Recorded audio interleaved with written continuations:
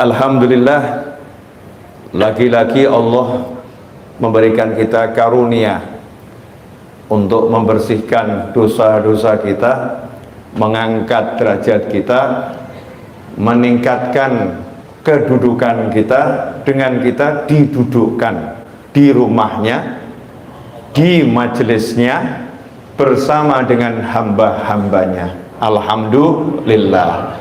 Ini pertanda alamatul khair, pertanda baik. Ya, pertanda baik.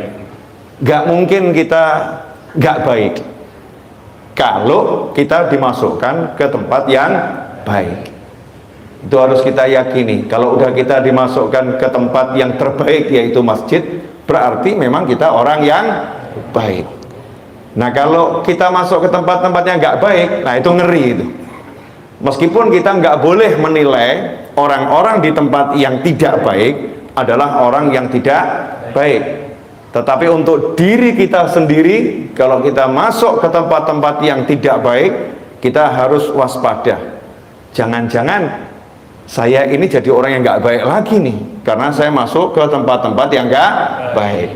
Sementara kalau kita lihat ada siapapun masuk ke tempat yang baik, walaupun wujudnya itu ya seperti itu, mungkin hariannya nggak baik, tapi beliau masuk ke tempat yang baik, kita harus yakini ini min ahlil khair, ini orang yang baik. Kalau nggak baik, nggak mungkin diizinkan sama Allah Ta'ala untuk masuk ke dalam rumahnya Allah Subhanahu wa Ta'ala. Kalau bahasa saya begini, saya selektif siapa yang saya izinkan masuk ke rumah saya. Ada yang sampai di halaman, monggo. Tapi kalau mau masuk rumah, bukakan pintu, diajak duduk, lah ini nanti dulu. Kita selektif siapa orangnya ini. Ya, siapa orangnya. Begitu pula juga dengan antum, betul atau betul? Selektif. Perkantoran bahkan ada security. Perumahan ada security yang tidak memenuhi standar. Ya. Mall bahkan sekarang security-nya tambah aturan. Nggak pakai aplikasi peduli lindungi, walaupun kamu modelnya seperti apapun, security akan mengatakan mohon maaf, ya aplikasinya dulu, atau mungkin ada surat-surat yang mendukung baru bisa masuk.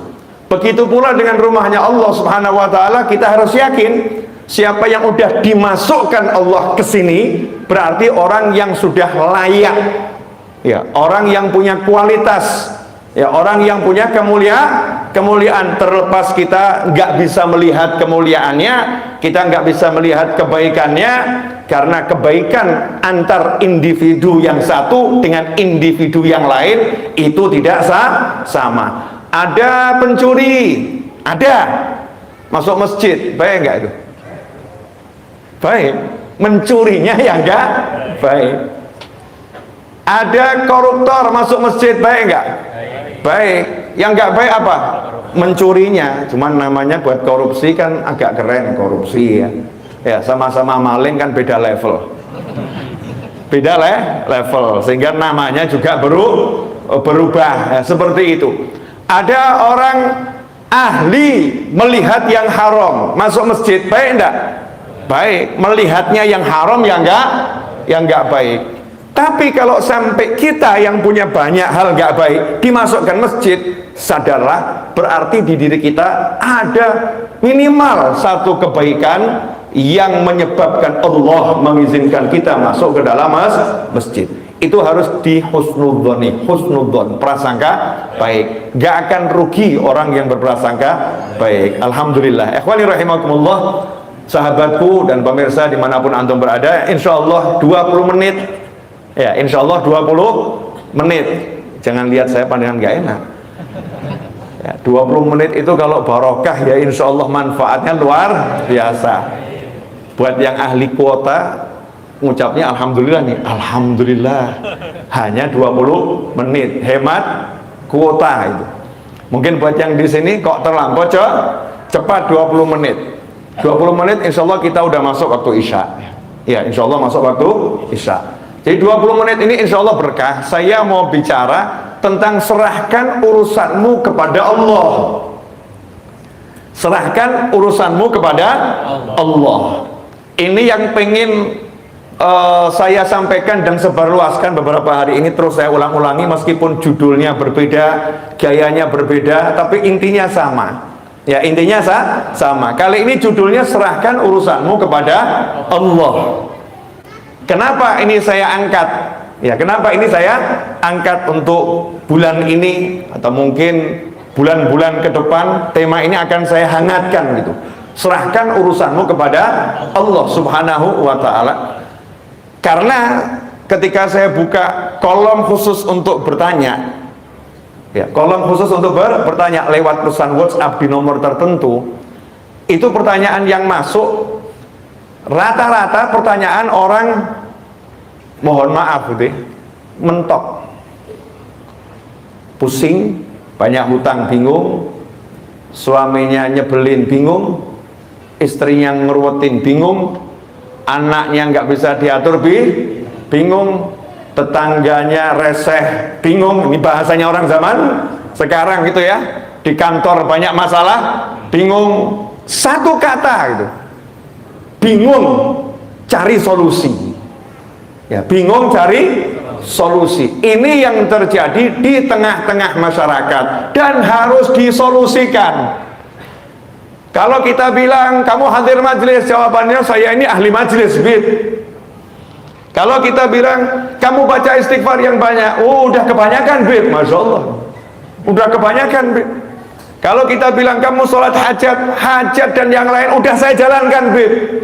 Kalau kita bilang kamu banyak baca surat Yasin, jangankan Yasin, Bib, khatmul Quran itu udah saya lakukan berkali-kali, tapi masih pusing, Bib. Ada enggak yang seperti ini? Ada kan ya? Nah, ini kan pertanyaan yang harus dijawab. Dalam sebuah hadis, ini sekarang tanggal berapa ini? 23. Jumadil akhir. Tanggal berapa? Besok sudah masuk 20, berarti sekarang tanggal 20. Ya. 20 Jumadil akhir. Kalau saya nggak salah, nanti dicek lagi. Saya ini juga nggak hafal peristiwa-peristiwa. Nenek saya itu lahirnya tanggal 20 Jumadil akhir. Kenal nenek saya? Kalau nggak kenal keterlaluan. Asli kalau nggak kenal keterlaluan. Nenek saya namanya Fatimah Az-Zahra, putranya Nabi Muhammad SAW, putrinya Nabi Muhammad SAW. Itu nenek saya. Ini tanggal 20 kalau saya nggak salah ya. Nah, kadang cucu kan juga salah tanggal, wajar tuh ya. Cucunya juga nggak jelas. Cucunya nggak jelas. Itu nenek saya kalau nggak salah lahir 20 Jumadil akhir. Malam ini bergeser ke maghrib kan sudah mulai tanggal 20 Jumadil akhir. Maka saya akan mengenang wasiatnya Nabi Muhammad SAW untuk nenek saya, untuk putrinya tercinta Fatimah Zahra radhiyallahu anha. Rasulullah mengatakan, ucapkan wahai Fatimah, baca doa ini, ya hayyu ya qayyum birahmatika astaghith, ya wa min azabika astajir, aslih li sya'ni kullahu wa la takilni ila nafsi tarfata ain. Walaupun riwayatnya beda-beda, ada ya hayyu ya qayyum birahmatika astaghith, kemudian langsung aslih li sya'ni kullahu wa la takilni ila nafsi tarfata ain. Kalau diterjemahkan bebas, kalimat itu diperintahkan oleh Nabi Muhammad SAW kepada putrinya. Nah, ini menarik ya. Saya mau nanya sama bapak-bapak dan ibu-ibu, mohon maaf, kapan terakhir kali kita panggil anak kita, putra atau putri kita, kemudian kita ngomong begini, nak, jangan lupa ya, kalau habis sholat subuh sama habis sholat maghrib atau pagi sama sore, jangan lupa baca doa ini doa favoritnya ibu, ini doa favoritnya ayah, baca doa ini, insya Allah kamu selamat dunia akhirat. Ayo dibaca, diapalin. Kapan terakhir kali, Bu? Kok wajah diem semua, kenapa ini? Belum pernah? Ya udah, jangan nanti malam deh, besok ya, cari dulu doanya. Nah, bapak ibu apalin dulu, baru anaknya suruh ngapalin. Jangan nanti gila, jangan lupa ya baca doa ini. Doanya apa? Sebentar, lihat Google dulu. Sebentar, jangan gitu. Kita hafalkan dulu doa-doa yang bisa kita wasiatkan untuk putra-putri kita, karena hadiah terbaik seorang mukmin kepada mukmin yang lain adalah ilmu, adalah doa. Maka hadiah terbaik kepada anak adalah bekali ilmu akhirat. Kasih dia amalan, kasih dia zikir, kasih dia doa. Itu akan jadi bekal yang abadi selama-lamanya. Dan itu dilakukan oleh Nabi Muhammad SAW meskipun beliau pembuka. Surga nggak akan bisa dimasukin siapapun kalau belum dimasukin oleh Nabi Muhammad SAW. Meskipun yang punya kuncinya adalah Nabi Muhammad SAW, tapi Rasul rajin ngomong pada keluarganya, baca ini, baca ini, baca ini, amalkan ini, amalkan ini, amalkan ini. Sementara kita nggak punya pembuka kuncinya surga kecuali nunut Nabi Muhammad SAW. Kita yang ada sama anak, jangan lupa sarapan, jangan lupa makan siang, jangan lupa mandi, jangan lupa gosok gigi, jangan lupa bersihkan tempat tidur, jangan lupa olahraga, jangan lupa, jangan lupa, jangan lupa, jangan lupa. Tapi kurang muncul, jangan lupa baca doa ini, jangan lupa baca doa ini, jangan lupa baca doa ini. Itu hampir tidak muncul dari lisan kita. Bukan nggak pernah, yang mungkin pernah, tapi ya presentasinya sangat minim. Betul atau betul? Ya nggak betul juga nggak apa-apa, tapi saya yakin betul. Ini karena berdasarkan pengalaman di lapangan ya. Saya kan orang lapangan, kumpul dengan masyarakat.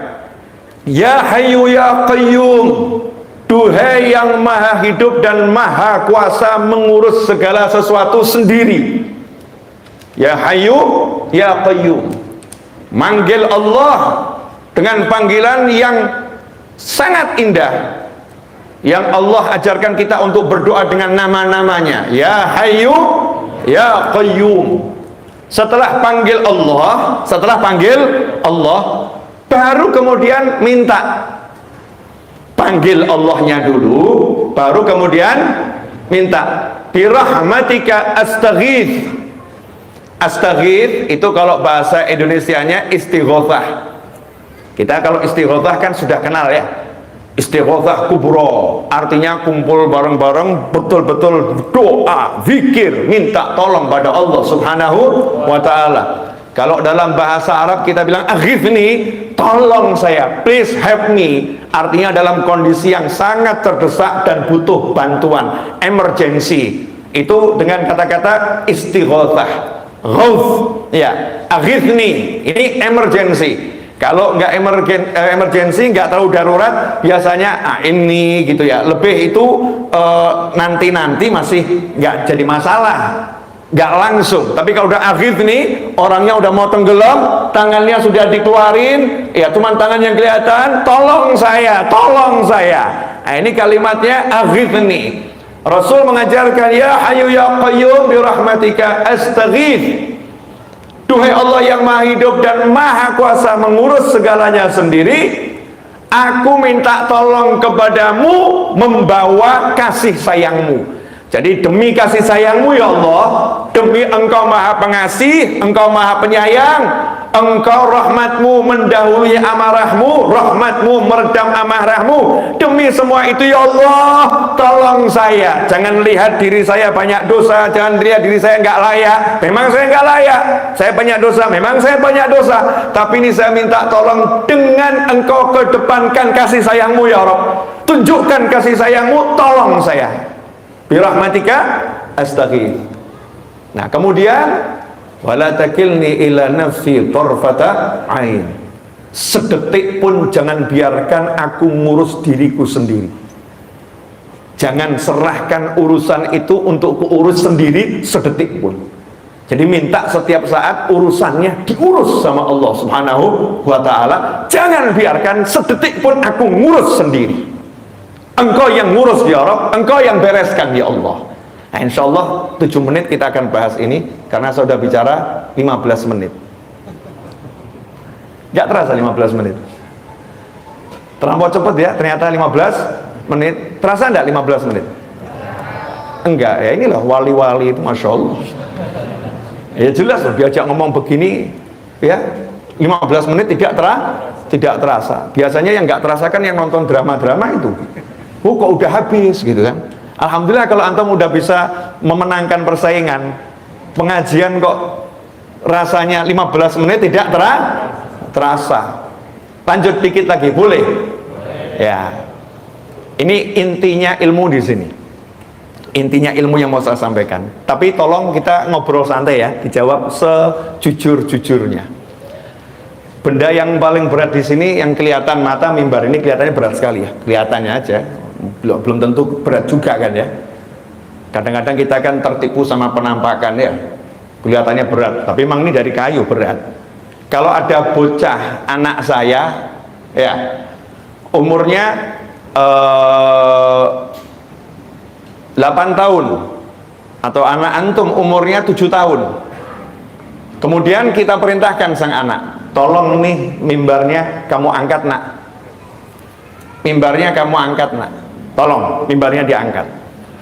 Anak tadi kan sadar diri ya, ayah saya nggak kuat ngangkat mimbar itu, ayah kan sayang sama saya, tolong ayah demi sayangku, demi sayangmu padaku, demi sayangmu padaku, jangan biarkan aku ngangkat mimbar ini sendirian, jangan pasrahkan ini padaku ya ayah, wahai ayah, tolong ayah panggilkan itu mas-mas yang membantu di rumah sini 5 orang, biar mereka yang ngangkat, aku saja yang melihat, mereka yang ngangkat. Boleh nggak anak ibu anak bapak ngomong begitu? Boleh kan? Kenapa boleh ngomong seperti itu? Karena percaya ayahnya sayang, karena percaya ayahnya sayang. Yang pertama itu. Yang kedua, percaya ayahnya punya wewenang untuk memerintahkan karyawan-karyawan yang bekerja dengan ayahnya di rumah itu. Betul atau betul? Sehingga ketika anak percaya ayahnya punya kuasa terhadap karyawan untuk memerintahkan karyawan, anak yang pandai cukup minta tolong pada ayahnya, please ayah, pakai karyawanmu untuk membantu aku melaksanakan perintahmu, membereskan apa yang engkau bebankan kepadaku. Betul atau betul? Maka ayah tadi begitu disinggung, ayah kan sayang sama aku. Jawabannya, of course, tentu yang paling sayang sama kamu ya aku, bapakmu, bukan bapaknya orang lain. Maka ayahnya ngomong, nih kan kutunjukkan sayangku padamu, fulan, fulan, fulan, fulan, fulan, panggil bukan cuma 5 orang, 10 orang, angkat ini, pindahkan ke sana. Dengan bangga sang ayah menunjukkan pada anak. Betul atau betul? Oke, hidup itu sesimpel itu. Hidup itu sesimpel itu. Cuman nih ada yang namanya divisi anti doa yang dibuat oleh setan. Jadi setan tuh punya divisi khusus namanya divisi anti doa. Nih setan tuh kan ada ya, divisi rumah tangga ada sendiri, ya divisi mabuk ada sendiri, divisi zina ada sendiri. Tapi setan punya divisi anti doa yang memasukkan ke kepala umat Nabi Muhammad SAW agar tidak berdoa, atau kalau berdoa jangan sampai mempercayai doa. Oke, saya mau nanya nih sekarang. Ini kok wajahnya tegang semua, kenapa? Senyum dikit kali gitu ya. Saya mau nanya, tolong dijawab jujur. Yang punya hutang angkat tangan. Ya, ayo ngangkat tangan, jangan malu gue. Punya hutang siapa tahu nanti kalau angkat tangan temennya lihat, oh ternyata dia punya hutang, dibayarin kan lumayan. Ya, ngapain malu ya? Punya hutang, iya masing-masing kan punya hutang. Itu kalau yang tinggal di perumahan, itu kan bayarnya PDAM belakangan tuh ya. Pakai duluan, bayar belakangan. Betul tuh, betul tuh. Iya seperti itu. Di negara PDAM kita pakai dulu, bayarnya belakangan. Listrik yang nggak pakai token, listriknya nggak pakai token, pakai dulu, bayarnya belakangan. Berarti hutang atau nggak hutang itu? Hutang. Beli mobil ngangsur, itu hutang nggak tuh? Hutang, pakai dulu, bayarnya belakangan. Jadi ya saya yakin nih 99,9999% punya hutang. Di antara orang yang berhutang ada yang pusing. Pertanyaan saya, banyak atau ada? Nah ini pelaku mulai ngaku. Banyak yang pusing. Pusing kenapa? Mau bayar hutang nggak punya sesuatu yang digunakan untuk bayar hutang. Betul? Oke. Saat itu seharusnya kita akan cari solusi, betul? Solusi agar hutang saya bisa terlunaskan, benar? Nah, biasanya yang dipikir apa? Duit. Nah, kalau duit mulai lihat kalungnya istri masih ada enggak ya? Ini kalung nyonya bisa dijual. Ternyata udah enggak ada yang bisa dijual. Mulai lihat temennya, siapa yang bisa dihutangin. Ternyata masih punya hutang sama semua temennya, belum ada yang dibayar. Mentok, sumber penghasilan zero, sementara hutangnya banyak. Pusing atau enggak pusing? Pusing. Ini wajar nih manusia pusing, karena pola berpikirnya memang salah. Pola berpikirnya salah, jadinya pusing. Kata mentok itu nggak ada. Untuk mukmin itu nggak ada judul mentok, nggak ada. Jalan buntu nggak ada. Mentok itu hanya satu, akhirat. Itu mentok. Setelah sampai akhirat, akhir nggak ada lagi ya. Setelah surga ya nggak ada, ya surga selama-lamanya di sana, mentok, habis. Tapi kalau hutang, masalah, nggak ada judulnya, udah mentok, nggak ada. Yang ada pikiranmu buntu, betul? Karena kamu pakai pikiranmu sendiri, mikir sendiri, usaha sendiri, mengutamakan kemampuan sendiri, merasa dirimu Tuhan yang menguasai jagat raya ini, sehingga pikirmu bisa merubah sesuatu. Maka dibuat blok, ayo mikir apa lagi, entok. Tapi beda dengan orang yang udah kenal sama Allah Ta'ala dan paham apa itu yang namanya hidup. Hidup ini milik siapa? Inna lillahi wa inna ilaihi raji'un. Miliknya Allah. Semua miliknya Allah. Maka konsep yang paling sederhana, kembalikan segala sesuatu kepada Allah. Ketika mau berhutang, minta izin sama Allah. Ya Allah, saya mau hutang, tolong nanti lunaskan hutang saya ya Allah, dengan mudah. Sekarang yang mau hutang nggak izin sama Allah, begitu mau hutang, lihat aset yang dimiliki. Betul, betul. Lihat kolega yang dimiliki. Lihat teman-teman yang bisa dihutangi nanti kalau kepepet. Lupa kalau yang maha kaya adalah Allah Subhanahu wa ta'ala. Langkah awal ketika berusaha sudah salah, karena menyandarkan semua usahanya kepada makhluk, kepada ciptaan yang lemah, bukan kepada maha pencipta, yaitu Allah Ta'ala. Qul huwallahu ahad, Allahus samad. Katakanlah cuman Allah yang ada, Allah yang esa. Hanya Allah tempat berharap, bergantungnya segala sesuatu. Nah, alhamdulillah Allah tuh maha baik. Kirimkan utusan, ngajarin kita semua. Itulah makna la ilaha illallah Muhammadun Rasulullah SAW. Gak berhenti di la ilaha illallah, Tuhan hanya Allah, tapi Allahnya kasih utusan untuk menjelaskan semua kebutuhanmu, semua yang menjadi harapanmu, semua menjadi keinginanmu. Cara menggapainya bagaimana, biar selamat caranya bagaimana. Allah kirim utusan 100%. Semua perbuatan dan ucapan dan diamnya utusan ini di bawah kendali Allah Subhanahu wa ta'ala. Jadi tidak ada yang lebih hebat dari Nabi Muhammad SAW. Ucapannya, diamnya, gerakannya, semua adalah wahyu ilahi. Jadi gak mungkin salah. Kalau udah paham begini, tenang buat yang udah la ilaha illallah Muhammadun Rasulullah SAW. Begitu punya masalah apapun itu, yang pertama kali didatangi adalah Allahnya. Allahumma ya Allah, saya punya hutang, saya punya suami nyebelin, saya punya istri yang nggak bisa denger ucapan saya punya anak yang perilakunya udah kelewat batas, saya punya masalah di kantor, saya punya. Pertanyaan saya, ucapan kita yang seperti itu sebetulnya sama nggak dengan anak kita tadi? Ketika lapor sama bapaknya, sama nggak? Sama.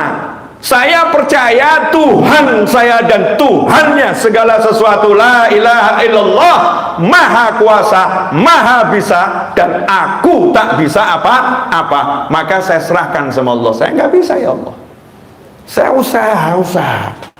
Seperti yang kau perintahkan, saya akan terus berusaha. Tapi jujur saya nggak bisa apa-apa. Makanya saya minta tolong sama kamu ya Allah. Tolong ya Allah, bla bla bla bla bla bla bla bla. Sekarang saya mau nanya, semua yang di jagat raya itu dalam genggaman siapa? Allah. Genggamannya Allah Ta'ala. Dan Allahnya udah bilang, ud'uni astajib lakum. Panggil aku akan jawab panggilanmu. Makanya doa tadi pertama kali, ya hayyu ya qayyum.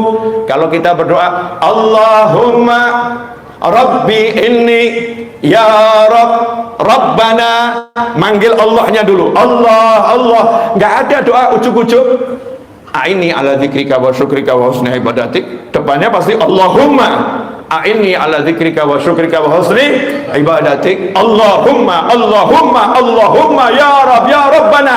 Semua itu bentuk manggil Allah Ta'ala. Maka nomor satu, panggillah Allah dengan yakin gak ada yang bisa selesaikan urusanmu kecuali Dia. pede, Allahumma. Begitu kita bilang Allahumma, langsung jawabannya, labbaik abdi. Kenapa? What happened? Apa yang terjadi? Apa yang kamu butuhkan? Apa yang kamu inginkan? Kamu butuh apa? Kita jawab bla bla bla bla bla bla bla. Allah bilang astajib lakum. Jangan khawatir, semua permintaanmu, permohonanmu aku jawab. Aku jawab. Anak tadi ngomong sama ayahnya, ayah perintahkan mas itu. Bapaknya ngomong, oke nak, deal, selesai.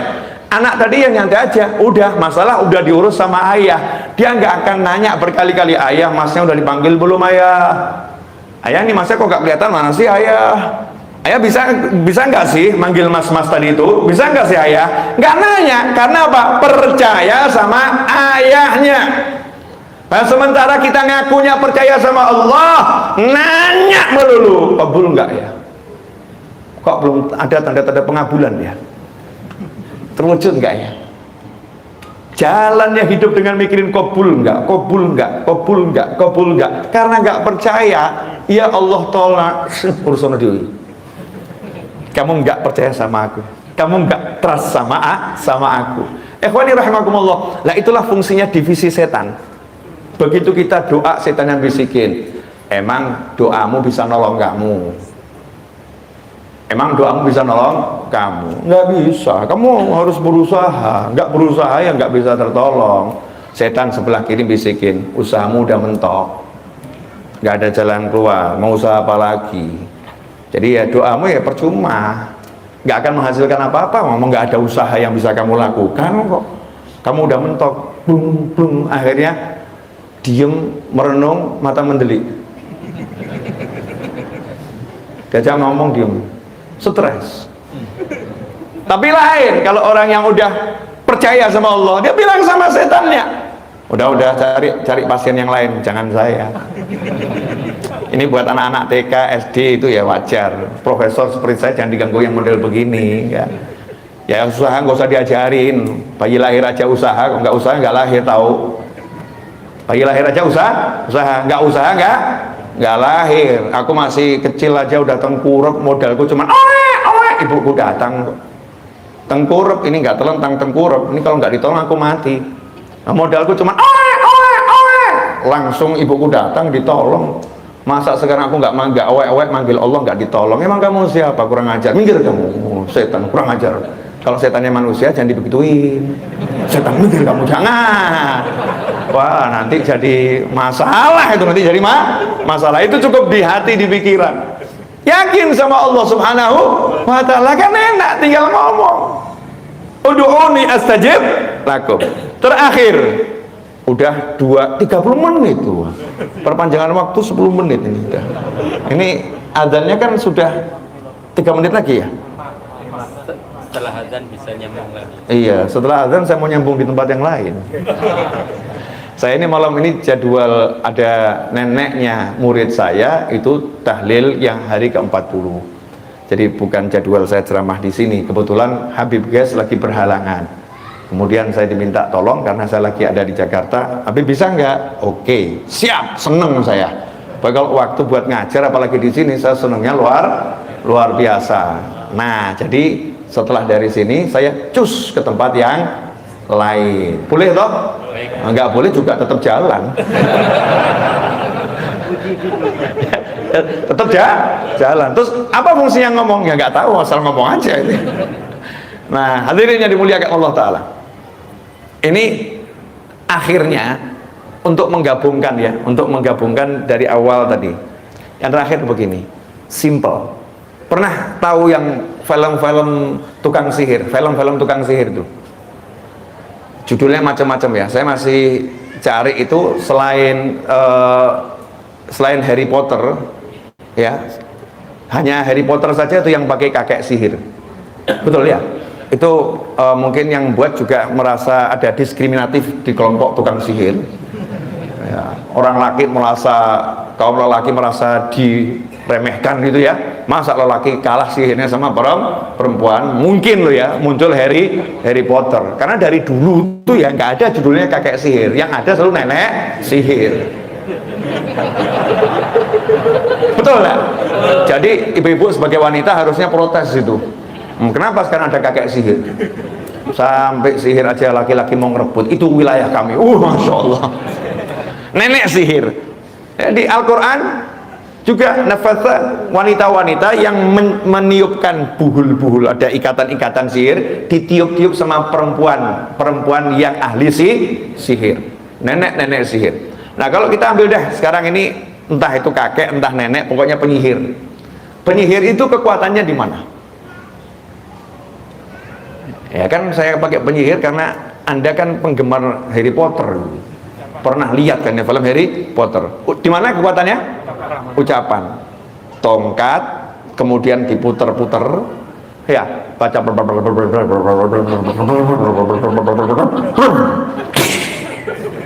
Betul?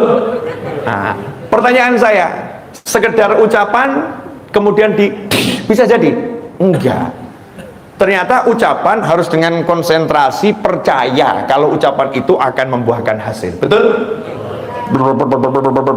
Kodok, bus ada kodok tuh. Kaget.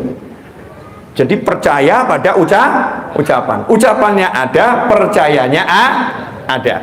Ucapannya, mantranya ada, yakinnya ada, maka jadi. Betul begitu? Ya, itu penyihir. Masa muslim pakai ilmunya tukang sihir? Kan enggak. Nabi Muhammad SAW ingatkan ilmunya anbiya wal mursalin, aulia wal sholin, semuanya dari zaman Nabi Adam sampai kapanpun. Kekuatannya itu kalau penyihir ada mantra, kita merapal doa. Kekuatannya adalah di kalimat-kalimat doa. Kalimat-kalimat doa. Makanya muncul sabda Nabi Muhammad SAW, ad-doa silahul mu'min. Doa itu senjatanya mukmin. Sementara sekarang mukmin udah diajarkan meninggalkan doa. Kalau mukmin udah meninggalkan doa, maka kekuatannya mukmin akan runtuh.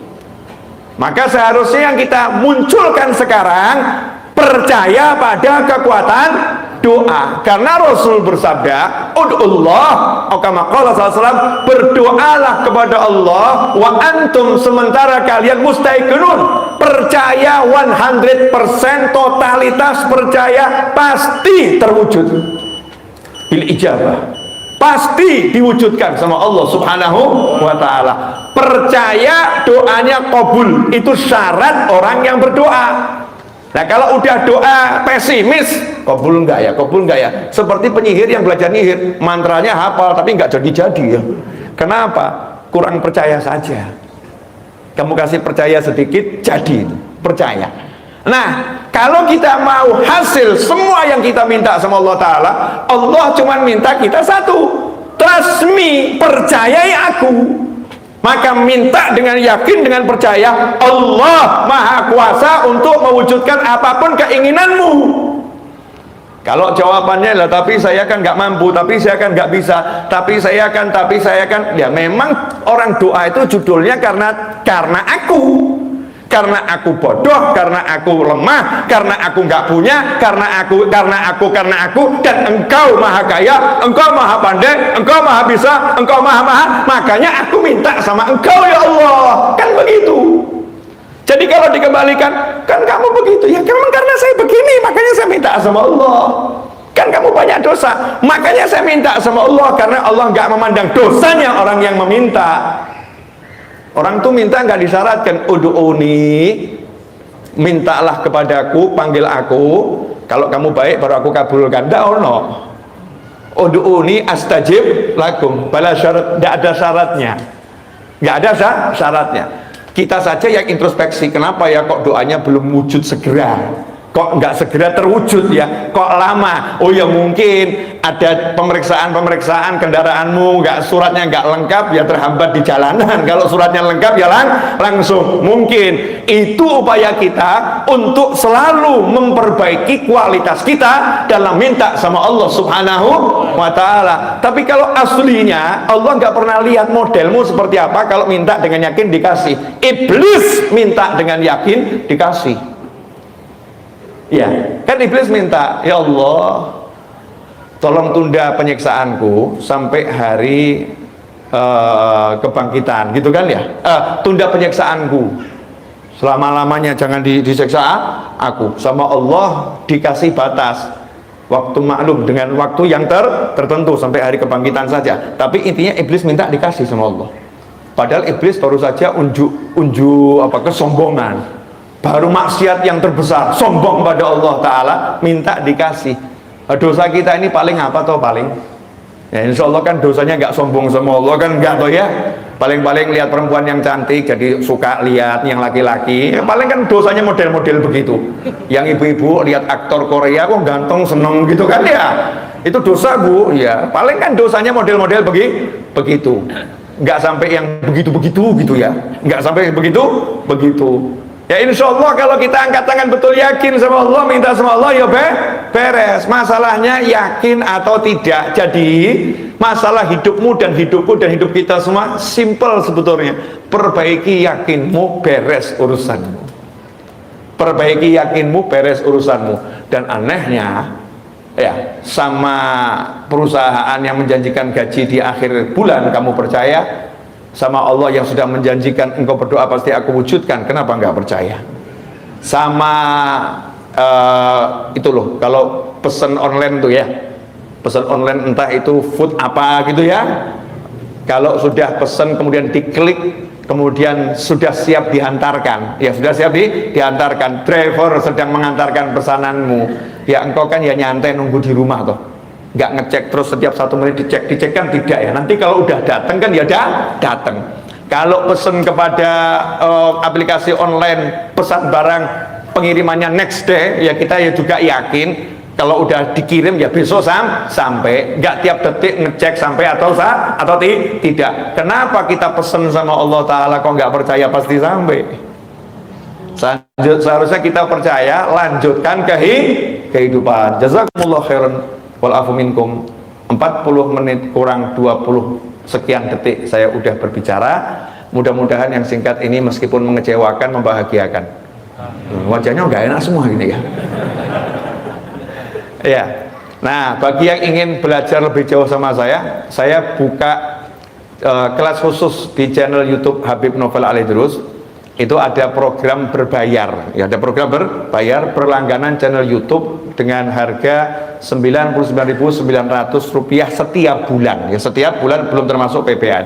Nanti saya akan mengajar ajaran-ajaran khusus di situ. Di antaranya yang segera, insya Allah saya akan mengajar di situ ya untuk pelanggan khusus. Channel saya kan untuk semuanya gratis, tapi ada ruangan khusus yang berbayar, namanya ruangan santri virtual. Nah di situ saya akan mengajar, insya Allah dalam waktu segera di pekan depan ini, entah Senin entah Selasa saya akan munculkan videonya, kitab Al-Hikam, ya satu demi satu, di antaranya itu. Kemudian kitab Riyadhus Shalihin, ya satu demi satu. dan banyak kitab yang lain. Nanti yang penasaran silahkan dicek saja channel YouTube-nya ya, silahkan dicek. Kemudian kalau di MRBJ ngajinya saya kapan, saya aja nggak tahu, apalagi Anda.